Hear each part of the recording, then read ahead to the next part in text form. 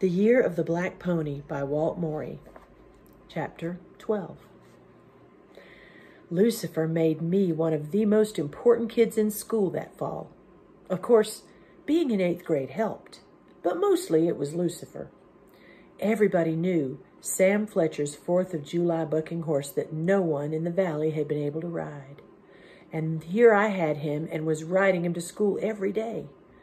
Some of the other kids might have been able to ride him now, but nobody tried. He cut quite a figure with that gleaming black coat and his mincing, dancing, high-head strut, and I enjoyed every second of the attention the sight of him brought me. As far as Ma was concerned, Lucifer was still impractical. When I bragged about how he behaved and how I liked riding him, her remarks were always short and non-committal. Like the time I met Mr. Fletcher on the road and he said, "Boy, if I'd known that horse could be broke to ride like you're doing, I'd never sold him. Frank got a mighty good buy off me." I repeated, "He said Frank got a mighty good buy, Ma." "I heard you," she said in that tone which closed the conversation. I still felt we were more like boarders or something in Frank's house. When Frank was in, Ma carefully kept to her own side. Frank stayed pretty much to his. Ellie and I paid no attention to that invisible split, but I had given up all hope that we'd ever become a real family. First frost dusted the roofs and the tops of the rail fences. The potato vines turned black. I spent the weekend digging potatoes and storing them in the root cellar, a hole in the ground with a sod roof. We also stored the carrots, onions, turnips, and beets there. The leaves of the cottonwood trees along the creek turned brown and fell, leaving the trees with bare limbs thrust up against graying skies. The alfalfa stopped growing. The wild grass turned yellow and brittle. Now the wind coming off Christmas Ridge had a bite. We began to feed our cattle a small amount of hay from the stacks in the field. From now on, there was little ranch work to do. I was free to come and go as I liked on weekends. Lucifer and I explored far and wide. We followed the creek for miles, cut across ridges, and dropped into small valleys I never dreamed existed. We kicked jackrabbits and pheasants out from under our feet. We saw the first migrating ducks and geese stop to rest along the creek on their way south. Any number of times we jumped coyotes and deer and watched them dash off across the land. I mentioned to Ma that if I had a little .22 single-shot rifle, like the one in Wright's gun rack in town, I could keep us well supplied with wild game. "Guns and ammunition cost money," Ma said. "It'd pay for itself," I pointed out. "We wouldn't have to eat any of our own beef." "You've got a point," Frank smiled. "But not enough of a point," Ma said, and went on to something else that was bothering her. "You be mighty careful you don't get lost with all this gallivanting around. We wouldn't know where to start looking for you." "You don't have to worry about that," Frank said. "If Chris got lost, Lucifer knows the way home." "You think that pony knows anything besides prancing down the road acting smart? You know he does, if you know as much about horses as you seem to." Ma said nothing. About the middle of November, the first snowstorm boiled down off Christmas Ridge. For a few hours, we could hardly see the barn from the house. Then it quit. 2 days later, you wouldn't have known that it snowed. We all breathed easier. Near the middle of December, we went to town one Saturday morning. Ma, Ellie, and Frank went in the wagon. I rode Lucifer. The night before, Ma told Ellie and me, "Christmas will soon be here, so tomorrow you can both shop at Wright's for a present. You can each have one, but don't pick the most expensive thing. We can't afford to spend much." I knew exactly what I wanted. I walked straight through the store to the gun rack. The little .22 single shot was still there. I pointed to it and said, "I want that." "A rifle," Ma said. "A .22 rifle," I corrected her. Frank said, "A boy, a horse, and a gun. That figures." Mr. Wright said, "You've been watching that gun a long time, haven't you, son?" "Yes, sir, I have." Ma was nibbling at the point of a finger thoughtfully and frowning at me. "A rifle, but you're only going on 13, Christopher." I had my first when I was 11, Frank said. A rifle can kill. Christopher doesn't know a thing about handling a gun. He will when I finish training him. The only thing he'll kill will be what he aims at. How much is that rifle, Mr. Wright? Seeing as Chris here helped you in that fight last summer and I haven't been able to move it, to him it's $7. That's about what I paid for it. I don't know. Ma was still nibbling at her finger. It would pay for itself in no time, I said. Besides keeping us in fresh meat, I might get a coyote or two and the bounty would pay for the gun. Ma, it is really practical. Frank burst out laughing. Now there's an argument you can't beat. Besides, every man in this country should be familiar with firearms. Chris is a couple of years overdue learning. For a Christmas present, I think he's kept the expense pretty reasonable. Well, Ma conceded, all right, but you don't get the gun until Christmas Eve. I had my present, the little .22 and 2 boxes of shells. We went to look for Ellie. She was on the far side of the store, right in the middle of the counter, stacked with tops, wind-up trains, clowns, Christmas tinsel, and I don't know what all. One look, and we all knew that she'd found what she wanted. It was a stuffed toy about 18 inches tall and looked a lot like a cute, cuddly bear cub. It was brown, and it had button eyes and a button nose and was covered with some kind of cloth that looked a little like fur. Ellie stood in front of it, smiling, her eyes shining. She looked at Ma and Frank. She didn't say a word. What on earth is that thing? Ma asked. That's known as a teddy bear, Mr. Wright said. I understand it was named in honor of President Roosevelt. He's a great hunter, you know. This is the first year we've had them. They're a very good seller. Ma asked, is that what you want? You're sure? When Ellie nodded, Ma turned up the price tag and looked at it. She bit her lip and said quietly to Frank, this is almost as much as Christopher's gun, and the gun at least is practical. She said to Ellie again, are you sure that's what you want? Have you looked at everything else? Ellie didn't take her eyes from the teddy bear. I want it, she said in a small, positive voice. Frank said, Christmas comes but once a year, and she'll never be 7 again. He picked up the teddy bear and handed it to Ellie. She held it close, put her cheek against its face, and rocked back and forth, her eyes shut, smiling ecstatically.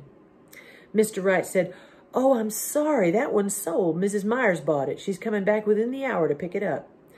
Ellie clutched the teddy bear to her and began to cry. She didn't cry often, but when she did, she could really whoop it up. Tears poured down her cheeks and she sobbed, I want it, I want it. Can you get another? Frank asked. Of course, Mr. Wright said. I'll order it at once from the wholesaler.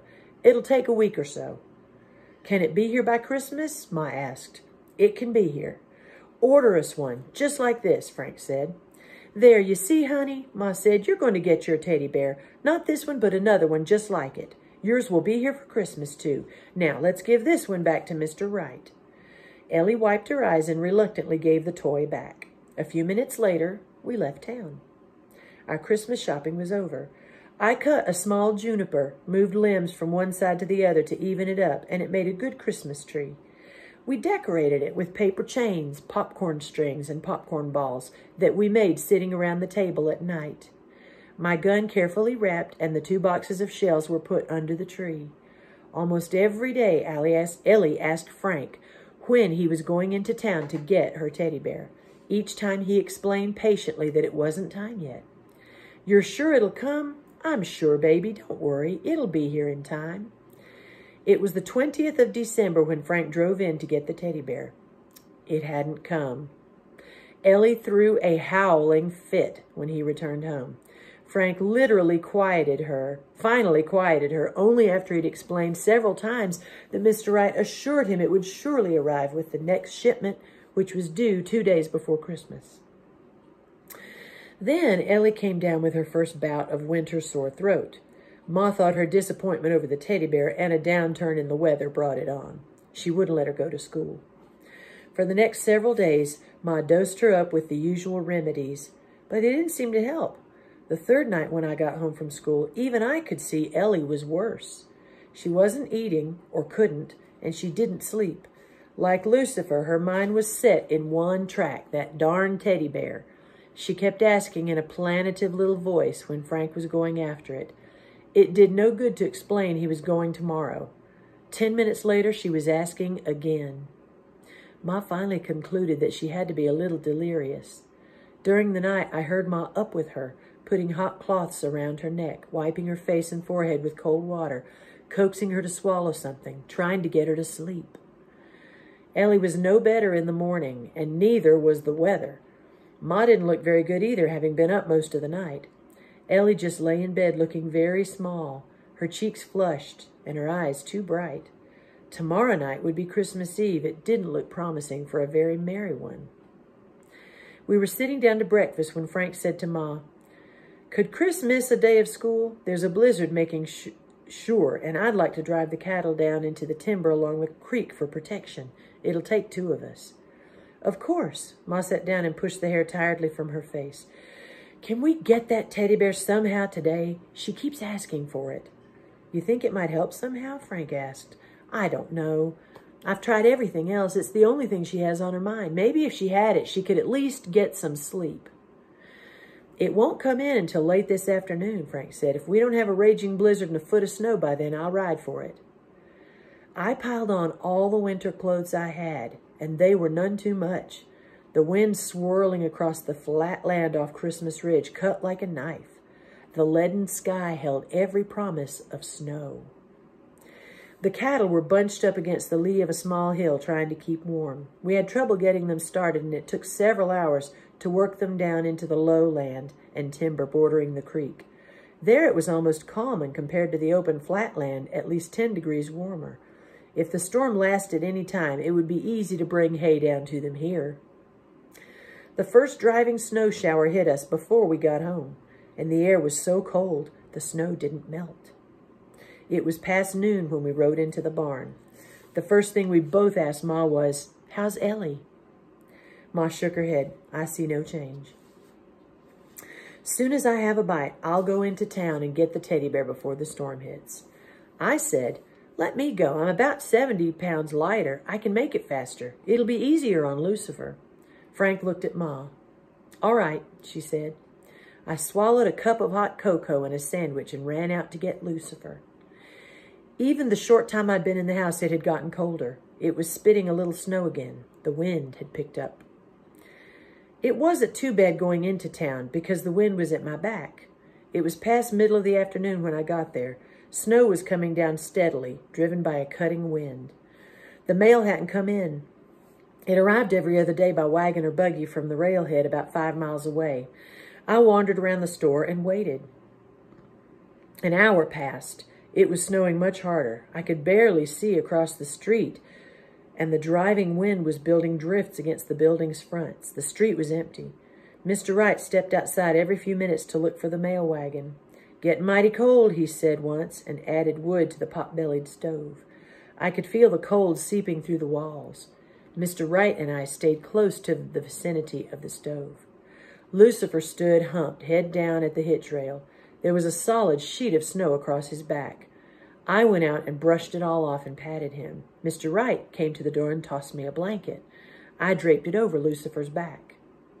It was almost dark when the mail wagon pulled up in front and Jess Miller came in dragging a pair of mail sacks. "Train was late," he explained, "and I couldn't make no time coming back. This is a humdinger of a blizzard. Looks like the thermometer's going to punch right out the bottom." The teddy bear was there. Mr. Wright put it in a gunny sack for me to make it easier carrying.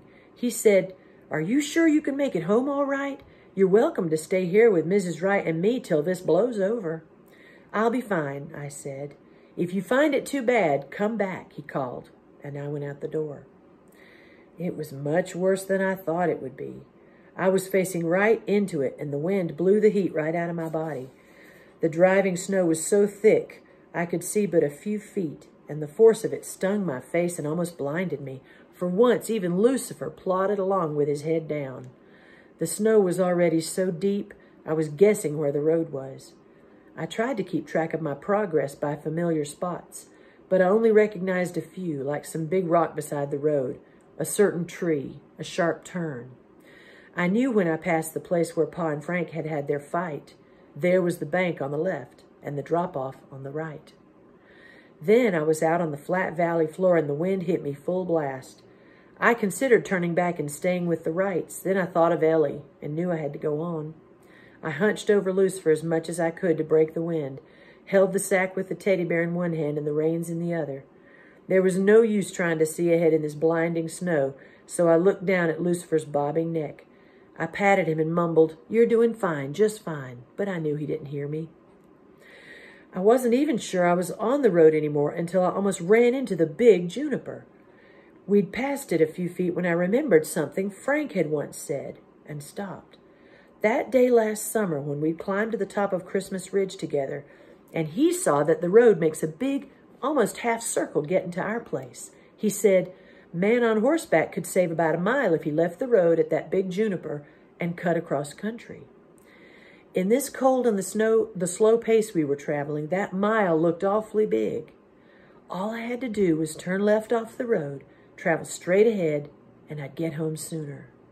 The wind would no longer be hitting me in the face. I'd be at right angles to it, with it driving across my right side, which would help keep me warmer. And you'll be traveling in a straight line, I told myself. Just keep that storm hitting your right side. I turned Lucifer and headed away from the road. I immediately felt a little warmer, and even Lucifer perked up a bit. But now I was traveling across strange country with no familiar landmarks to mark my progress. I tried to gauge my time, the distance I'd come, but soon realized that was impossible. It seemed like I traveled a long time hunched down inside my coat. A kind of numbness came over me, and I just sat there. Then I began to think I should be getting near home. I tried to fight myself into alertness by shaking my head and rubbing a mitten across my face. The house, the barn, should be coming out of this white wall at me any minute.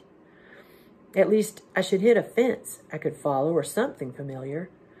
The driving push of the storm kept clawing at me. I felt drowsy and dull. I remembered that I'd heard this was the first indication of freezing.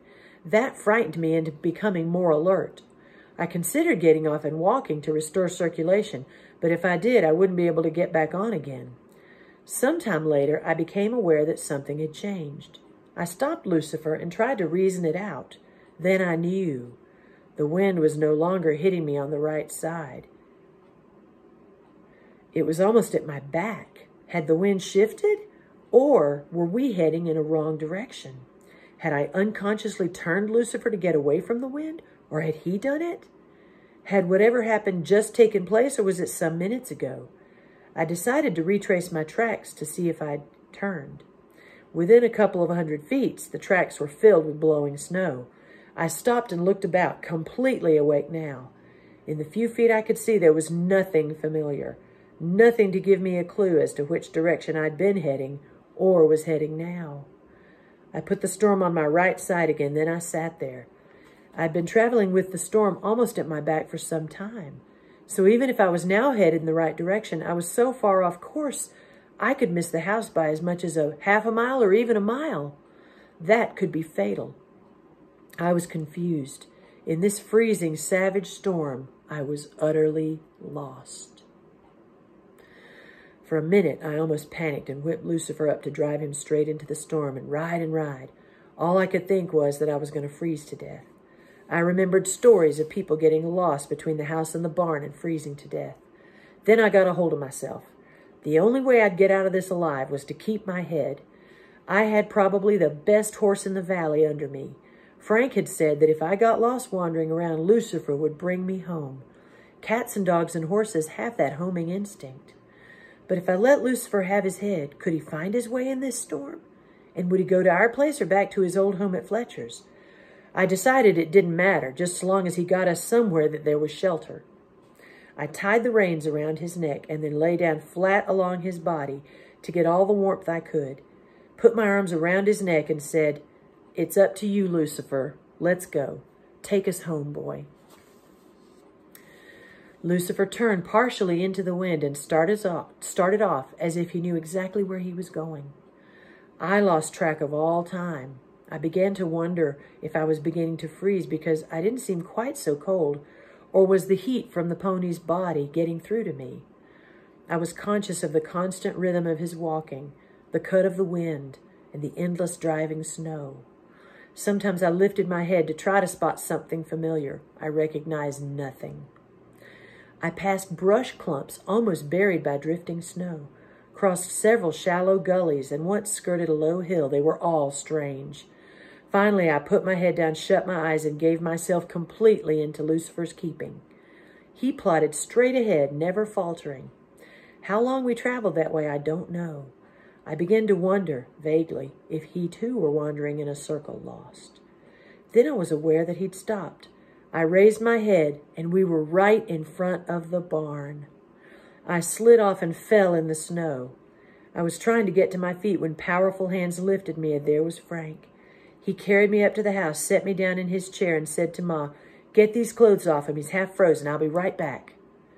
Ma pulled the chair close to the roaring stove and began peeling clothes off me. I was so cold that at first I couldn't feel the heat. Ma had me wrapped in blankets when Frank returned. He began rubbing my arms and legs to restore circulation. It felt like he was rubbing the skin right off. Ma made me a steaming cup of cocoa, and I gulped it down. Gradually, I began to get warm. "How's Lucifer?" I asked. "He's all right," Frank said. "I gave him a big feed of oats and some hay." "What happened that took you so long?" "The mail was late. Then I tried to take that shortcut that starts at the Big Juniper, and I got lost. Lucifer brought me home." I looked straight at Ma and said, "He saved my life. Nellie never would have made it home." Ma nodded. Then she picked up the teddy bear and disappeared into the bedroom. "I guessed about the mail," Frank said, "and I debated whether to head out and try to find you or wait. I figured you'd stick with the road, but that if you did somehow become lost, you'd have sense enough to give Lucifer his head and that he'd bring you home. I was getting ready to head out to try to find you when you came in." Ma returned, and I asked, "How's Ellie?" "It's not Christmas Eve yet, but I gave her the teddy bear. She's not asleep, but, well, come take a look if you feel like walking that far." Ellie had the teddy bear clasped tight in her arms. Her eyes were shut, but she was smiling.